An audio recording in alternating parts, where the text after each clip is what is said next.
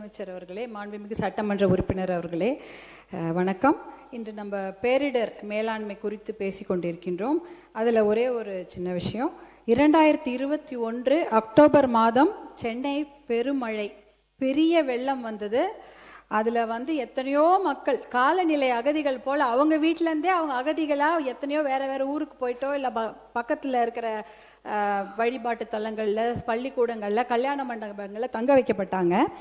அதே மாதிரி ஒரு வரலாறு திருப்பி உருவாகக்கூடாது. ஏன்னா 2021 அக்டோபரில் அந்த மழை பெய்தது.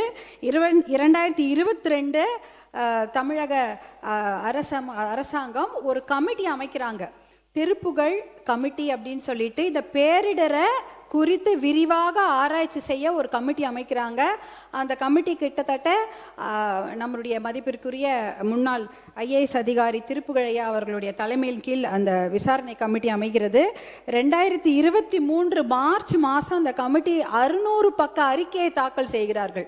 600 பக்க அறிக்கையில் கிட்டத்தட்ட அப்சர்வேஷன்ஸ் அண்ட் சஜஷன்ஸ் இருந்திருக்கும். கண்டிப்பாக அதெல்லாம் நமக்கு தெரிய வேண்டும், எல்லா மக்களுக்கும் தெரிய வேணும். ஆனால் 2023 மார்ச் டேபிள் பண்ண அந்த கமிட்டி அறிக்கையில் இது வரைக்கும் நமக்கு வரல. 2023 டிசம்பர் மாதம் ஊடக செய்திகள் வந்தது. கண்டிப்பாக இந்த அறிக்கை எல்லாருக்கும் பொதுமக்கள் பார்வைக்கு வைக்கப்படும் என்ற ஊடக செய்தி வந்தது, திருப்புகழ் கமிட்டியுடைய சஜஷன்ஸ் அண்ட் அப்சர்வேஷன்ஸ். ஆனால் இது வரைக்கும் வரல.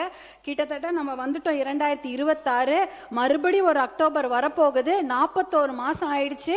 அந்த திருப்புகழ் கமிட்டியில் இருக்கக்கூடிய அப்சர்வேஷன் அண்ட் சஜஷன்ஸ் என்ன நம்ம எல்லாருக்கும் தெரிஞ்சாகணும்.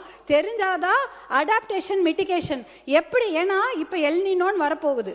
இந்த மழையில் இந்த திருப்பி சென்னை பெருவெள்ளமோ இல்லை வெள்ளக்காடோ ஆகாமல் எப்படி மக்களை காப்பாற்ற வேண்டும், இல்லை மக்களுக்கு அந்த பிரச்சனை வந்தால் பாதிப்பு அதிகமாகாமல் இருக்க வேண்டும், அந்த மிட்டிகேஷன் எப்படி, அப்படி போன்ற சஜஷன்ஸ் அதில் இருக்கும். 3 டிபார்ட்மெண்ட் சம்மந்தப்பட்டிருக்குது. பொதுப்பணித்துறை இருக்கிறது, நீர்வளத்துறை இருக்கிறது, கிரேட்டர் சென்னை கார்பரேஷன் இருக்கு.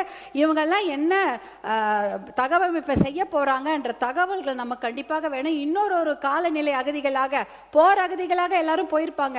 ஆனால் சென்னையில் மறுபடியும் ஒரு கிளைமேட் சேஞ்ச் ரெஃப்யூஜிஸ் நிலை வரக்கூடாது என்பதற்காக இந்த திருப்புகழ் கமிட்டியுடைய அறிக்கையை உடனடியாக தாக்கல் செய்யுமாறு அன்போடு கேட்டுக்கொள்கிறேன்.